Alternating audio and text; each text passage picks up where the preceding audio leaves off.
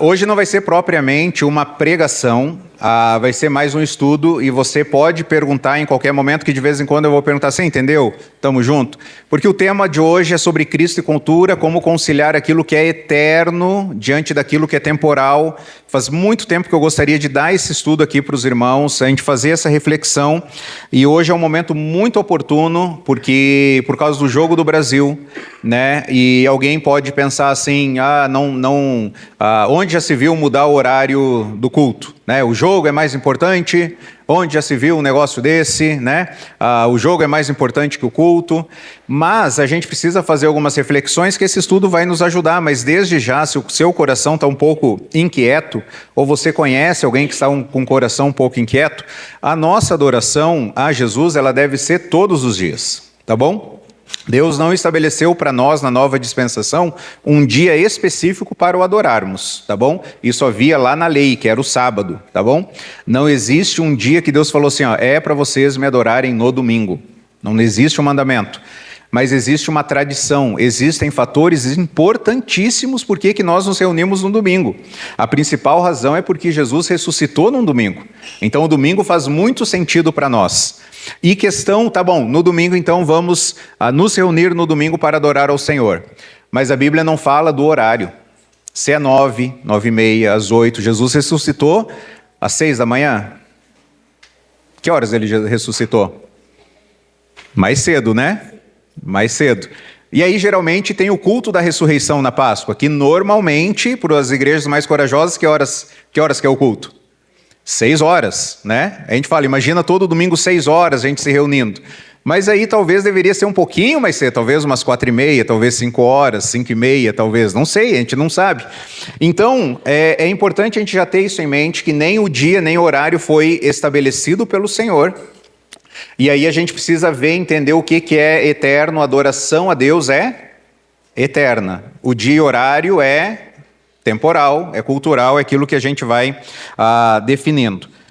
Esse estudo aqui ele é muito longo, eu já omiti bastante coisas dele, e no decorrer aqui eu vou ter que omitir bastante coisas também por causa do horário. Mas qual que é a importância de a gente refletir sobre isso? A globalização, está todo internet hoje. Irmãos, eu vou ser sincero, eu não vi um vídeo de algum pastor, alguém falando sobre o dia de culto, horário de culto, jogo do Brasil. Os irmãos talvez viram. Eu não vi um, né? Por quê? Porque eu tenho essa convicção. Aí quando começa toda aquela discussão, eu falo, cara, tem igrejas, você conhece, tem igrejas que falam, não, a gente vai manter o culto. E aí elas vão manter, e está tudo bem, elas têm a razão delas. Tem igrejas que transferiram o horário do culto, como é o caso da nossa igreja, e está tudo bem, nós temos a nossa razão. Mas a nossa prática, o nosso comportamento, ele é resultado das nossas crenças, daquilo que a gente acredita, que a gente ouviu aqui. Então na internet você encontra de tudo, tá bom? De tudo. Ainda mais quando o apóstolo Paulo fala para Timóteo que nos últimos tempos as pessoas vão procurar mestres para si mesmos, aquilo que elas querem ouvir. Aí você encontra alguém na internet, um pastor, um líder, e fala, eu gostei desse cara, eu vou ouvir ele.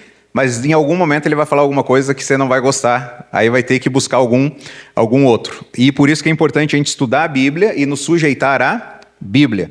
A imigração, muitas pessoas hoje transitando, a gente tem na nossa cidade um contexto de um número razoável de chineses aqui, né? Então pense isso há 10, 20, 30 anos atrás, era uma coisa assim, cara, quando que você ia entrar num mercado de Iracemápolis e ter um chinês na sua frente, né? Ou atrás, e você ouvindo, era quase que, se acontecesse isso, ia ser notícia na cidade toda, tem um chinês aí, né? Hoje já é o quê? Normal. Quando que alguém ia imaginar que o presidente da República viria em Iracemápolis, né? Veio, alguns talvez foram lá, né, até ele, dá um autógrafo. A pós-modernidade, tudo é relativo hoje, né? A ausência de absolutos, o relativismo, o certo e errado é definido por desdobramentos sociais, né? Aquilo que a sociedade vai entendendo, aí ela vai definindo sobre o que é certo e errado. A piedade é muito importante porque a gente vai definir o que a gente vai abraçar, o que a gente não vai abraçar. A abrangência desse estudo aqui é muito importante porque envolve toda a nossa vida. O cristão pode jogar bola ou não pode jogar bola? Pode ter jogador de futebol crente e jogar aos domingos? As mulheres podem usar calça ou só saia? É permitido bateria na igreja? E eu vou mais além, eu não quis chocar os irmãos para pedir para um amigo meu que é percussionista e os instrumentos dele na igreja. Podemos botar alguns tambores aqui de percussão. Olha só, é permitido então usar esses instrumentos. Quais festas você deve ir? Quais shows você deve ir? A do milho você pode ir, né? Se vem aqui qual aquele cantor famosão lá? Oi? Do caldo de cana, vai, né? Caldo de cana, devo ir ou não devo ir? Não sei o que, Lima, qual que é aquele lá? As mulheres falaram, né? Gustavo Lima, não vi a voz de um homem falando. As mulheres, Gustavo Lima, vem na região aí, vou ou não vou, né?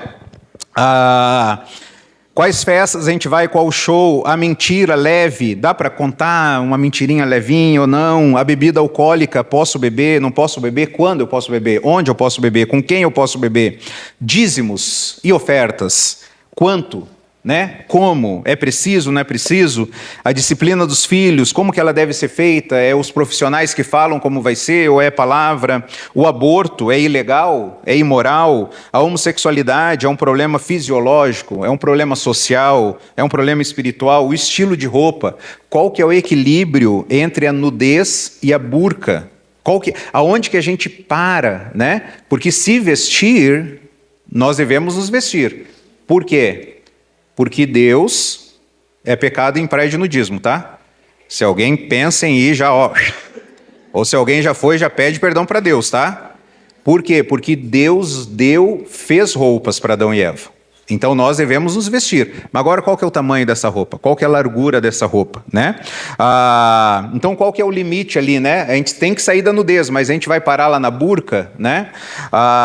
Então são temas que vão levar horas de reflexão. Qualquer um desses aqui que eu citei levaria horas de reflexão. E aí então nós precisamos pensar em quem é Jesus. Quem é Jesus? Pelo fato de Jesus ser Deus e ter realizado uma obra perfeita na cruz, e ter nos ensinado a amar a Ele, ao próximo, Jesus sempre vai ser uma ameaça para a cultura. Os gregos, os judeus, os romanos, os medievais, os modernos, os ocidentais, os orientais, eles têm rejeitado Jesus por verem nele uma ameaça à cultura.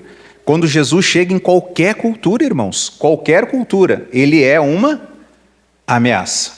Seja uma cultura capitalista, seja uma cultura socialista, Jesus chega e ele vai confrontar aspectos da cultura. Qual que é a nossa fonte de autoridade? Aquela que define o que é e o que não é a palavra. E aí quando nós vamos ler a Bíblia, nós precisamos ler com as lentes da cosmovisão, que Deus criou um mundo perfeito, belo, tudo organizado. Mas, a partir de Gênesis 3, entrou o quê? Dor, sofrimento e morte. A partir de Gênesis 3, entrou dor, sofrimento e morte. Vamos ver juntos? A partir de Gênesis 3, entrou dor, sofrimento e morte. E é interessante que o apóstolo Pedro fala, não se surpreendam com fogo que surge para os provar, como se algo estranho estivesse acontecendo. Só que a gente se estranha, não estranha? Ai, olha essa provação, olha essa dificuldade, né? A queda explica os nossos problemas. E aí Jesus começa então a restaurar, redimir, colocar as coisas no lugar, e um dia vai haver essa restauração plena. E aí existe sim um céu a ganhar e um inferno a perder. Nossa vida não se limita a esse mundo. E aí o que é cultura? É difícil a gente definir o que é cultura, né? Não existe consenso, tá bom? No que é cultura. Cultura, não existe um consenso. Mas a gente pode dizer que é tudo que envolve o ambiente onde estamos inseridos. Vamos ler juntos? Tudo que envolve o ambiente onde estamos inseridos. Aqui, a gente está inserido em Iracemápolis. E o que tem? A língua, né? Olha que interessante, eu não percebo muito em Iracemápolis, mas em Limeira eu percebo, né? Puxando o R um pouquinho mais, o D, alguma coisa assim, né? Em Limeira eu percebo às vezes as pessoas falando assim, já em Piracicaba eu percebo o R carregado um pouquinho mais, Iracemápolis fala o melhor dos três. E aí, a língua, a vestimenta, a religião, tá bom? Se você vai para Nova Odessa, já tem aspectos religiosos diferentes da nossa cidade aqui. Hábitos, né? A gente pega a nossa região aqui, muita gente andando de bike de manhã, no final de semana, de moto, as crenças, os costumes. Quando a gente mudou para a cidade, os costumes. Iracemápolis almoça cedo para Dedéu, não almoça? Quando a gente mudou aqui para Iracemápolis, primeiro domingo, fui no mercado, falei, vou comprar aí a marmita, cheguei lá, era 15 para 1, né? Domingo a gente almoça 1 hora, 2 horas, né? Cheguei lá, tinha o quê? Arroz, feijão, por R$ 30. Falei, não, e o resto? Não tem resto? Se você quiser, a marmita é isso aqui, arroz e feijão por R$ 30, né? Falei, não, gente, não tem condições, aí eu tenho que ir mais cedo, tem que ir mais cedo. Hoje a gente já sabe, domingo, quando a gente vai pegar a marmita, é 11h15, aí a gente consegue escolher. 11h30, a fila já está grande, 15 para meio-dia, aí já está acabando. Acabou. Já é outras coisas, né? Costumes, organização social, valores, o trabalho, tá bom? Aqui na nossa cidade você tem basicamente 2 empresas extremamente cobiçadas, né? Você tem os Ine e GWM. Então, quando pensa em trabalho aqui, pensa talvez nas 2. Aqueles que empreendem aqui na cidade. Eu tenho compaixão dessas pessoas, porque é normal você andar na cidade e ver a loja que abriu, passou um tempo, fechou. Abriu, passou um tempo e fechou. É normal, é surpreendente. Eu nunca vi isso em outros locais. Pode ser que exista isso bastante em Limeira, Piracicaba, Rio Claros, Santa Bárbara, Americana, cidades maiores ao nosso redor. Com certeza há. Mas na proporção que eu vejo aqui em Iracemápolis, é muito grande aqui. Porque a pessoa fala, eu vou me deslocar 15 minutos e compro em Limeira. Aí ela compra o negócio lá em Limeira e vem mostrar para a pessoa que vende aqui em Iracemápolis, comprei por R$ 5 mais barato lá em Limeira. Poxa, por que não comprou aqui, né? Junto, não deu esse apoio, né? A economia, a arte, o lazer, a educação. Então, a localidade tem uma cosmovisão. Cada localidade tem uma cosmovisão. Uma outra coisa que eu me surpreendi quando eu vim para cá, tanto em Piracicaba como em Limeira. Dá umas 10, 11 horas da noite, você já começa a ver tudo fechando. E aí você tem dificuldades. 1 da manhã, pegou um dia, 1 da manhã você precisa comprar alguma coisa de alimento. Você vai ter dificuldades. Em cidades maiores, você consegue, vou me deslocar um pouquinho mais, mas consigo, né? Mas aqui fecha tudo. Até essas grandes redes, dá 11 horas em Piracicaba, várias vezes aconteceu isso. 11 horas procurando alguma coisa para comer, a gente chegava assim, grandes redes. Não, a gente já fechou. Mas como, gente? É sexta-feira, horário de ficar aí até 2 da manhã. Não, a gente já fechou, né? Então, cada localidade tem uma cosmovisão de si e do mundo. E aí, então, a gente precisa ter uma perspectiva de engajamento cultural.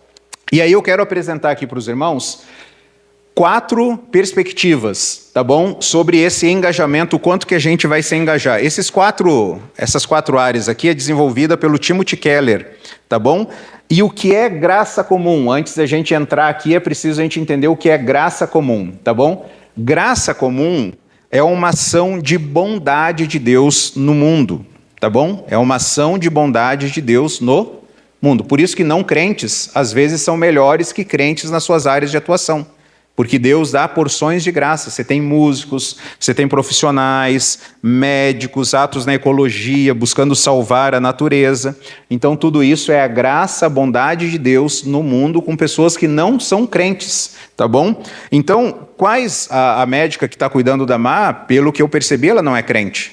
Não é crente, né? Então, mas é alguém que estudou, se dedicou, preparou? Então, beleza. Não é pelo fato, eu só vou procurar crente, ok? Então, graça comum. Aqui, nessa perspectiva que a gente vai chegar aqui, nesses 4 quadrantes aqui, essas aqui que vai aparecer aqui, elas têm ver como muita graça comum, as 2 de baixo como pouca graça comum. A primeira posição aqui é um modelo de relevância cultural, tá? Mudou a formatação, mas eu vou falando aqui, um modelo de relevância cultural. E eu vou usar o exemplo do carnaval para ficar bem fácil aqui para todo mundo, tá bom? A ideia, muita graça comum, certo? O modelo da relevância é que Deus está operando na cultura. E aí o carnaval, então, quem está nesse quadrante aqui, vai olhar o carnaval como uma expressão cultural legítima. Porque tem muita beleza, né? Tem os carros alegóricos, a melodia, a música, etc. E dá para encontrar Jesus lá, esse modelo, tá bom? E aí são pessoas crentes que vão participar de blocos, tá bom? Vamos botar o abadazinho. Você conhece crentes que faz isso? Põe o abadá lá, né? Vai, dança e tira foto e tal. E você fala, tem gente, como eu, eu falo, Jesus amado, o que passa no coração, né? O que passa no coração de uma pessoa dessa, né? Porque nesse modelo tem pouca distinção ética, tá bom? Ela vai falar assim, ó, tudo depende da intenção do coração. Você talvez já ouviu isso. Tudo depende da intenção. Cara, você está no carnaval. Não, mas depende, eu só estou lá comemorando com os meus amigos. Estou tendo um momento legal com eles. E aí, qual que é o problema disso? São igrejas que estão tão imergidas na cultura, e a cultura está dentro da igreja, que você já não consegue perceber a singularidade da igreja. Qual que é a distinção da igreja? Você não consegue perceber, porque a igreja está tão no mundo, e o mundo está tão dentro da igreja, que você não consegue agora perceber essa característica, essa distinção da igreja. Essas pessoas, elas vão falar muito de amor, elas vão falar muito de graça, elas vão falar muito de humildade. Elas vão falar, não, mas Jesus aceitou essas pessoas. Você ouve muito isso na internet, tá bom? A força motriz dessas igrejas não é o evangelho, mas é essa identificação com a cultura. Um outro modelo, ele é o oposto, tá bom? É o contracultural. Eles vê pouca graça no mundo. E aí, o que essas igrejas fazem? Ao invés de irem para o mundo, para a cultura, o que elas fazem? Elas se distanciam. Então, são aqui aquelas pessoas que, ao invés de irem para o carnaval, o que elas vão fazer? Um retiro espiritual. Quanto mais longe, mais para o mato, melhor é. Então, porque o carnaval é mundano, tudo que vai passar na TV é mundano, é pecaminoso, é incompatível com a nossa fé, a gente tem que se proteger, então a gente vai cair fora. Os cristãos não vão participar disso, né? E aí a base bíblica é lá 2 Coríntios 6,17, saiam do meio deles. Então, nós não fazemos parte dessa sujeirada do mundo aqui, então a gente vai se ausentar. Qual que é o problema, né? O problema é ver demônio em tudo. Eu estou usando exemplo do carnaval para ficar mais fácil. E aí eu vou explicando com outros exemplos também, né? Essas pessoas aqui, elas veem demônio em tudo. Lembra quando o WhatsApp lançou os emotions de homossexuais? Homem, homem, mulher, mulher, família. Lembra disso? Deu um rebuliço. Vamos parar de usar o WhatsApp, né? Vamos boicotar, aquela galera que faz boicote, né? A empresa tal apoia o movimento tal. Aí os crentes falam, vamos boicotar tudo, porque esse é o pensamento. O problema é que pode minar a habilidade da igreja de evangelizar, porque se ela está saindo muito, como é que ela vai conseguir se conectar e levar o evangelho e resolver os dilemas desses corações? Uma outra posição é 2 reinos, é chamada 2 reinos. Muita graça comum e eles querem influenciar, tão passivos, né, no ato de influenciar, eles não estão tão preocupados em influenciar a cultura. Esse movimento aqui essa posição, quem começou ela foi Martinho Lutero, né, o pensamento dele, que aí é olhado por um lado, é visto por um lado, como um reino sagrado de Deus e um reino do mundo. E aí a gente está sujeito a esses 2 reinos, tanto de Deus como no mundo. O exemplo do carnaval. O carnaval é o reino de Deus ou do mundo? Do mundo. A igreja não tem um mandato para regulamentar o carnaval. A igreja tem orientações sobre família, sobre casamento, educação de filhos. O que a Bíblia fala do carnaval? Não fala nada, isso aqui é reino do mundo. Aí, na prática, seria mais ou menos assim. A igreja não vai nem organizar o carnaval, nem combater. Deixa, é desse mundo aqui, deixa, né? Esse pessoal aí vai continuar pregando arrependimento e santidade, mas cada cristão vai decidir aí, né? Basicamente essa posição.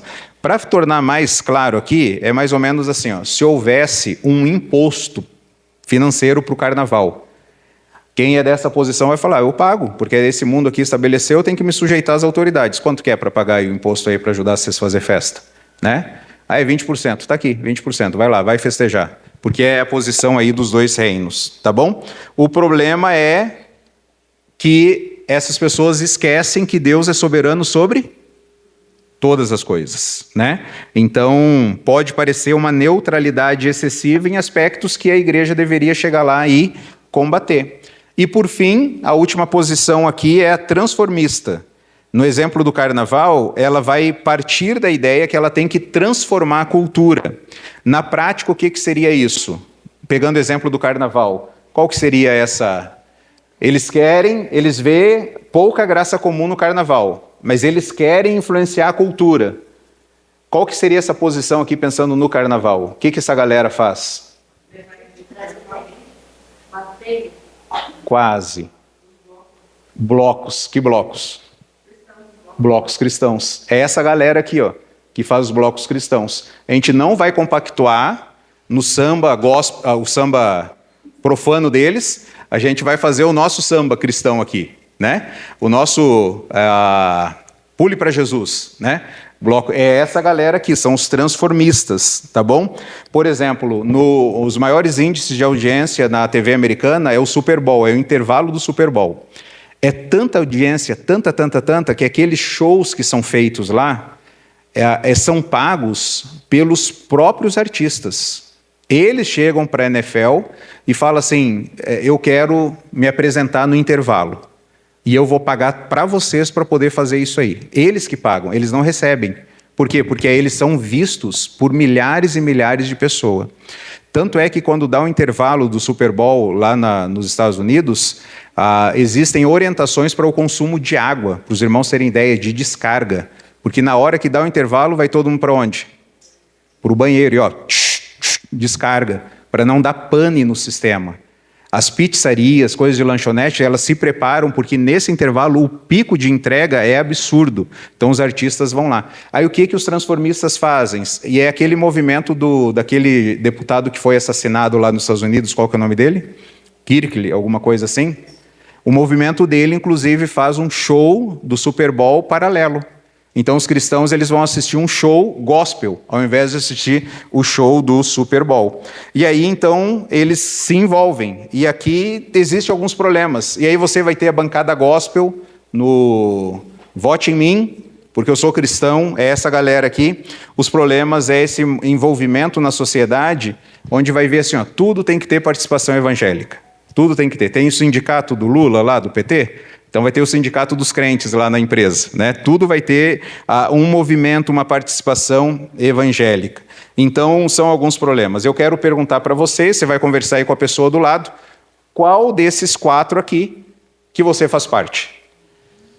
Você vê muita graça no mundo, então você quer se envolver, estar dentro e participar lá do carnaval, vamos dizer, ou você vê, né, muita graça no mundo, e aí você fala assim, cara, eu não me envolvo, mas se tiver que ajudar os caras a fazer lá, estão fazendo a rifa para comprar fantasia, eu vou lá, vou ajudar os caras, né? Ou você vê pouca graça comum, e aí você quer montar um grupo de...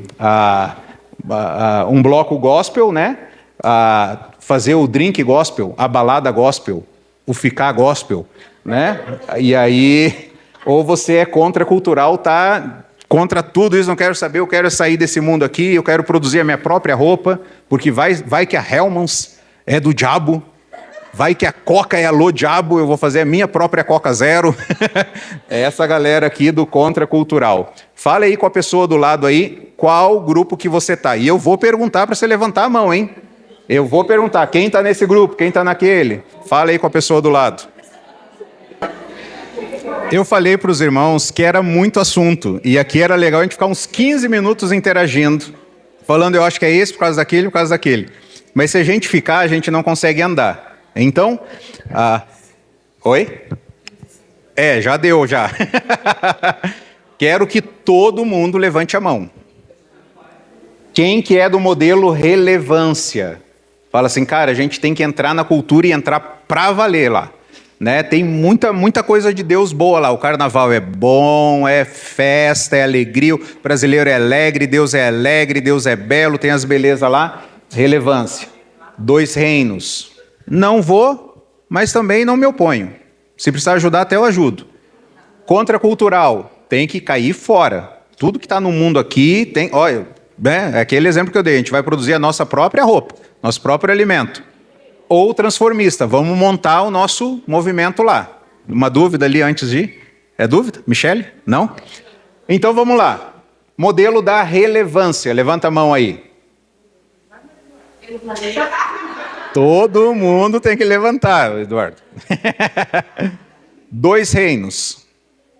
1 pessoa, 2 pessoas. Ah, eu imaginei, é Lutero. Contracultural. Contracultural, só uma. Duas pessoas. Transformista. 3. Opa, vamos, pode ser 2 grupos. Legal, né? Legal. Levante as mãos, hein? Vou começar de novo. Relevância. 2 reinos. 3 pessoas. Contracultural. 2 pessoas, 3 pessoas, 4 pessoas. Transformista.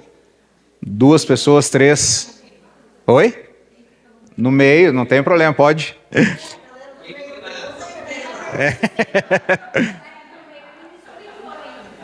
Qual que é o segredo disso aqui? O segredo é você não ficar em nenhum quadrante.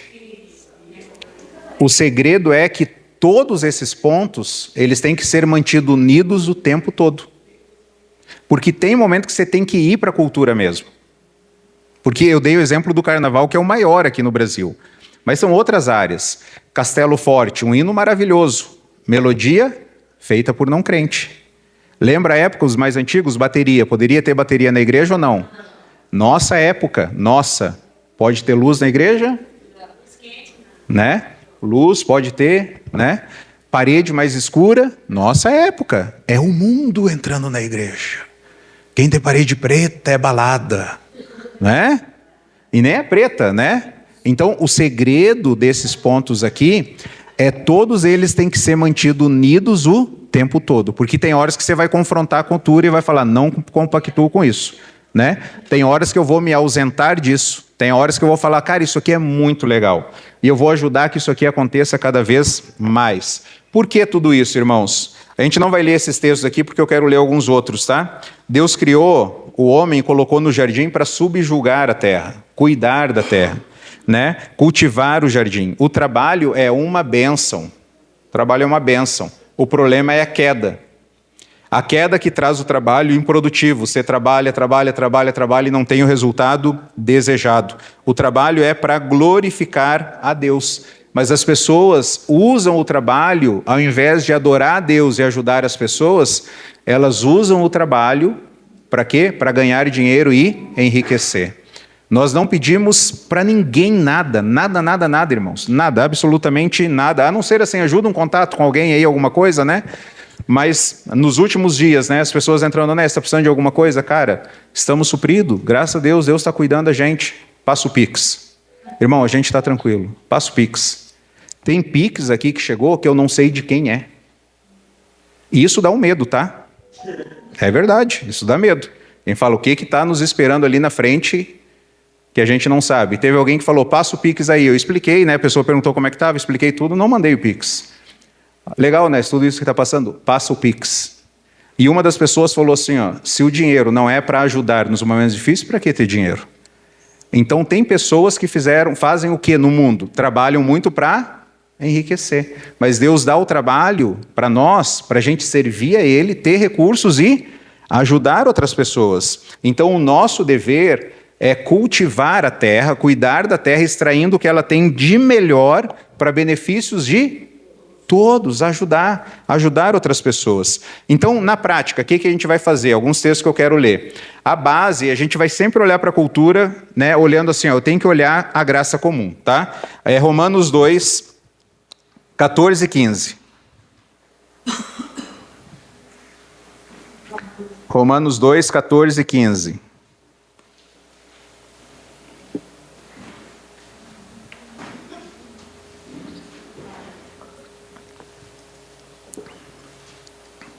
De fato, quando os gentios que não têm lei, tá? Os não-judeus, eles não tinham o mandamento de Deus lá. Eles não têm lei, praticam naturalmente o que ela ordena, tornam-se lei para si mesmos, embora não possuam a lei, pois mostram que as exigências da lei estão gravadas no seu coração. Disso dão testemunho também a sua consciência e os pensamentos deles, ora acusando, ora defendendo. Esse texto mostra que até quem não tem a palavra de Deus tem o entendimento do que é certo e errado. Violar uma criança, errado. Né? Um exagero numa punição, errado. Furtar o que não é seu, ainda é errado. Mas já tem pensamentos que falam assim, coitado, deixa ele, não foi privilegiado, o sistema, etc, né? Mas tem o entendimento ainda que tirar o que não é seu é errado. Eu amo essas pessoas que têm esses pensamentos por ver a contradição, né? A contradição. Teve um podcast aí, o cara falando, não, é que tem que pegar mesmo o dinheiro dos ricos e dar para os outros e tal, e não sei o quê. Aí o companheiro do lado falou, e tu que é rico, cara, querem que pegue o teu dinheiro e dê para os outros? Aí ele falou assim, não, o meu dinheiro é meu dinheiro, eu que conquistei. Então, cara pálida, os outros conquistaram também. Como é que você vai chegar e vai falar, eu vou tirar? É sempre olhando para o próximo, né? Eu conversei uma vez com alguém que tinha uma posição dessa, tinha uma moto, caindo os pedaços a moto, caindo os pedaços. Porque a gente tem que pegar o dinheiro dos ricos e dar para os pobres. Aí eu falei para ele, você toma chuveiro com água quente? Tem água encanada na sua casa? Tem. Teu chuveiro é quente? É. Você sabia que você é rico na base da população mundial? Porque a maioria da população mundial não tem água encanada e não tem luz elétrica, energia elétrica, você sabia disso?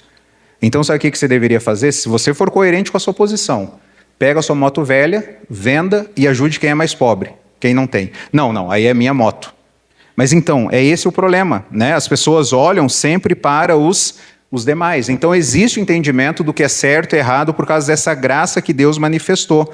Então essa é uma evidência que no mundo Deus dá aos incrédulos uma consciência moral. Mesmo a sociedade caída, sendo mal, abandonando a verdade, tem coisas boas.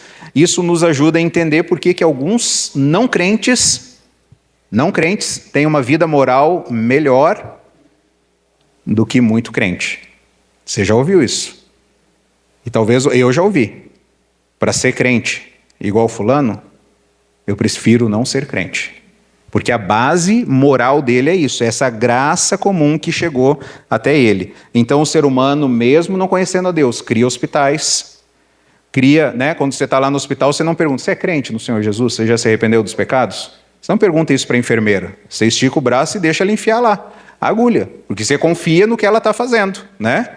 Então vai devagar. Tem gente que chora, né? O ser humano criou hospitais, mas o ser humano também criou câmaras de gás. Por causa do pecado. Então tem graça comum. O que vai nos motivar a entrar no mundo, né? Na cultura? 1 Coríntios 8, 9. É o amor. 1 Coríntios 8, 9 a 12. 1 Coríntios 8, 9 a 12. Contudo, tenham cuidado para que o exercício da liberdade de vocês não se torne uma pedra de tropeço para os fracos. Pois se alguém que tem a consciência fraca vir que você tem esse conhecimento, comer num templo de ídolos, não será induzido a comer do que foi sacrificado a ídolos? Assim, esse irmão fraco, por quem Cristo morreu, é destruído por causa do conhecimento que você tem. Quando você peca contra seus irmãos dessa maneira, ferindo a consciência fraca deles, peca contra Cristo. Vou dar 2 exemplos aqui. Direito à legítima defesa. Eu acho que eu posso ter arma e me defender. Tem crente que acha que não, porque a arma é má, vai matar e vai trazer sofrimento. E aí você sabe que esse irmão tem essa posição. E aí toda vez que a pessoa chega em casa, lá na sua casa, para comer uma pizza, cara, comprei mais munição hoje. Você quer ver? Você está no seu exercício da sua liberdade, mas você está fazendo isso por amor? Não. A pessoa não bebe. O pai dela era alcoólatra, ela era alcoólatra, Jesus resgatou ela e transformou. Ela não quer saber de vinho, ela não quer saber de bebida, ela não quer saber de cerveja, ela não quer saber de nada, porque ela traz más lembranças. Aí você fala, cara, é só beber e não ficar bêbado. Aí ela vai na sua casa e você vai lá e pega a garrafa. Isso é falta de amor. E aí o apóstolo Paulo está falando que quem faz isso não peca só contra o irmão, peca contra quem? Contra Cristo. Então nós somos livres para agir, mas por amor, nós abrirmos mão de alguns comportamentos que podem se tornar pedra de tropeço. Foi muito legal, porque como a gente está fazendo culto pela manhã, ontem eu fui até algum irmão, né? Porque eu não sabia se a informação havia chegado, e se chegado havia entendido, né? E aí eu falei, não vou mandar mensagem, não vou ligar, eu preciso ir lá, porque preciso olhar nos olhos, saber como a pessoa está. Porque se necessário for, pastorear o coração. Falar, os irmãos viram, que a gente não vai ter culto à noite. Ah, vi. Que o nosso culto é de manhã, sim. Só que eu não vou. Falei, tudo bem, não tem problema. Eu vou preparar um almoço para as pessoas que vêm almoçar aqui em casa. Legal. Eu falei, o irmão vai adorar a Deus preparando uma refeição para as pessoas que vão almoçar na sua casa. Ele falou, exatamente. Eu vou glorificar a Deus preparando uma refeição para as pessoas que vão vir comer na minha casa. Olha que legal. E está tudo bem. Se a gente fala assim, não, a gente é os crentão, a gente entende, a gente não abre a mão de Jesus, mas a gente gosta de ver o jogo. E Jesus não está contra o jogo. Ah, que se lasque quem pensa diferente. Não, não, não, não. Nós fazemos isso com base no amor, no amor. Então a liberdade cristã, ela deve ser dirigida pelo amor. Ir no cinema é a moral. Tanto faz você ir ou não ir no cinema. Mas você ir no cinema e assistir um filme pornográfico, aí é pecado. Tá bom? Nós fomos criados para amar a Deus e amar as pessoas. E qual que é a fórmula, irmãos? A fórmula é a cruz, é o texto que nós lemos lá no início. Jesus é o escândalo para o judeu e loucura para o gentil. Então nós vamos apresentar quem? Jesus. Paulo usa a cruz para desafiar a insolência intelectual dos gregos. Os gregos falando, o nosso raciocínio, o nosso intelecto, a nossa razão é maior do que tudo. E aí chega Jesus apresentando, invertendo alguns pensamentos do mundo, os gregos vão à loucura com isso. A justiça das obras dos judeus, eu faço, eu mereço, eu conquisto, eu sou filho de Abraão. Jesus chega e traz esse escândalo para eles. O que eu preciso fazer para ser salvo? O Evangelho diz, nada, porque Cristo já fez tudo. Basta você crer. Não entra na cabeça do judeu, eu tenho que fazer, eu tenho que obedecer a lei. Não, você não precisa mais. É apenas crer. A cruz é a sabedoria, é o poder de Deus. Então o nosso desafio qual que é? Apresentar a verdade às pessoas num mundo que é mutável. Apresentar aquilo que a gente não abre mão. O nosso relacionamento como cristãos aqui, faz assim, ó, pega uma mão aí, né? Não bata no irmão do lado, só faz assim. Não abrimos mão, fecha bem a mão, não abrimos mão. Nós não vamos abrir mão de Jesus. Na outra mão, faça assim, fica com ela aberta. Mas na outra mão nós estamos abertos, para entender, para ouvir, para conversar. Nessa mão a gente não abre, essa aqui a gente abre. Obrigado. Você já estava felizão, né? Essa aqui é para bater, essa aqui é para também, né? Vai de um lado, vai do outro. Então, aqui é o desafio, sermos uma igreja bíblica, não abre mão, mas uma igreja contemporânea. Abre mão. Não é falar o que as pessoas querem ouvir, mas é oferecer respostas para as perguntas que as pessoas têm sobre a vida. Então, o que elas estão fazendo para ser felizes, o que elas querem, não é adaptar o Evangelho, mas é adaptar a forma como você entrega o Evangelho. Então, imagina que o Evangelho, imagina se tivesse uma bolsa aqui, né?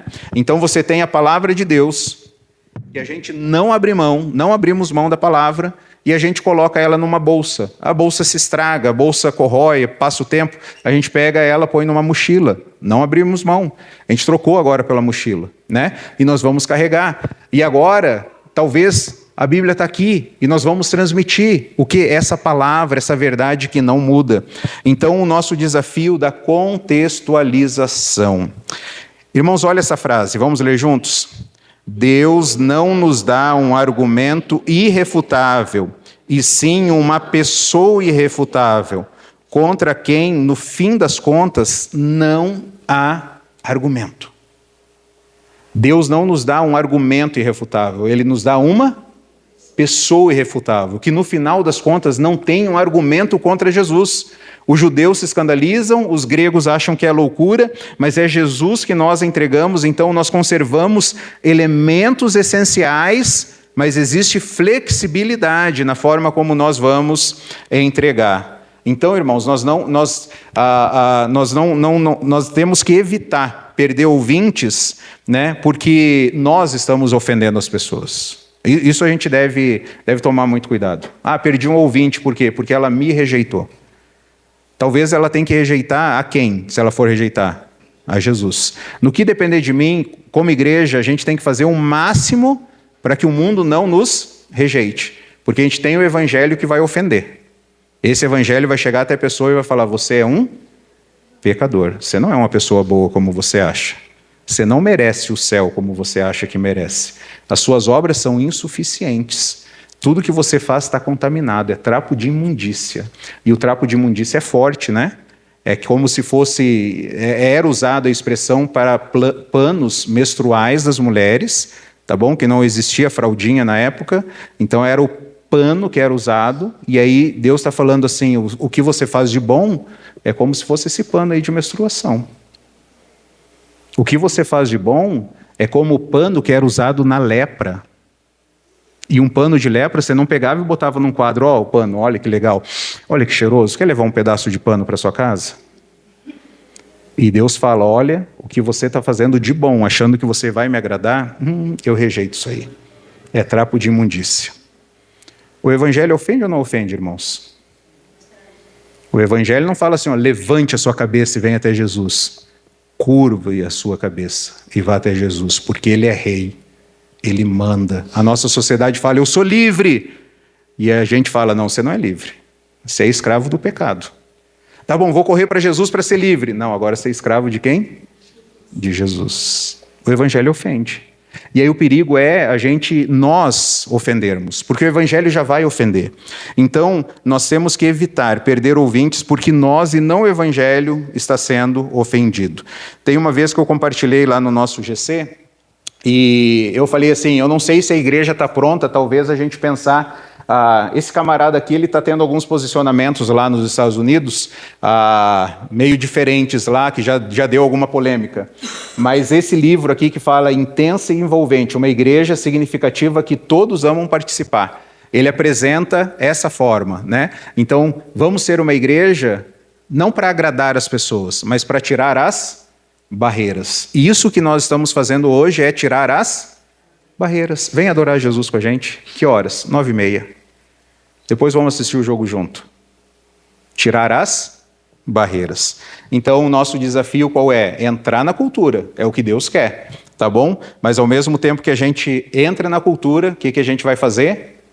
Nós vamos apelar à cultura. Nós vamos falar, renda-se a Jesus, entregue-se a Jesus. Olha os seus anseios profundos. Você não teme a morte, você não quer escapar da morte, você não quer ter relacionamento significativo com as outras pessoas, seu casamento não está destruído, seu trabalho não está destruído, não existe falta de perdão com seu pai, com seu filho, com seus parentes. Então, você não busca, você não tem uns anjinhos lá na sua casa, você não tem alguns deuses lá na sua casa. Então, esse anseio que você tem no seu coração, apenas quem vai satisfazer é Jesus, porque Ele venceu a morte. Ele nos ajuda a restaurar os nossos relacionamentos. E esse desejo pelo místico existe, e nós poderemos e estaremos junto com os anjos adorando ao Senhor, porque nós teremos esse triunfo sobre o mal no final de toda a história. O Evangelho explica, irmãos. O mundo oferece situações pragmáticas, fáceis e simples, mas a palavra de Deus explica o que realmente aconteceu. Então, que Deus nos ajude a cumprirmos Jeremias 29:7. Olha o que Deus falou para a nação que estava lá na Babilônia, uma nação ímpia. O que Deus falou para eles? Busquem a prosperidade da cidade, para o qual eu os deportei, e orem ao Senhor em favor delas. Amém? Deus está falando para o povo de Israel, vá na Babilônia e faça a diferença na Babilônia. E Deus fala para nós hoje, vá para Iracemápolis, vá para Rio Claro, vá para Santa Bárbara, vá para Limeira, vá para Piracicaba e faça a diferença nesta cultura que eu te coloquei. Amém? Vamos orar? Senhor Jesus, te agradecemos por essa oportunidade de refletirmos, mesmo que rapidamente, num assunto tão importante, e que vai trazer consequência, com certeza, reflexões práticas para nós colocarmos em prática e vivermos, ó Pai, uma igreja, uma cultura, uma comunidade, onde retira as barreiras para que as pessoas possam ver o Cristo ressurreto, que morreu na cruz no nosso lugar, que ressurgiu e voltará para nos buscar. Nos dê discernimento, Pai, de todas essas coisas que nós ouvimos aqui e nos ajude a refletir sobre elas e colocarmos em prática. É no nome de Jesus que nós oramos. Amém. Amém.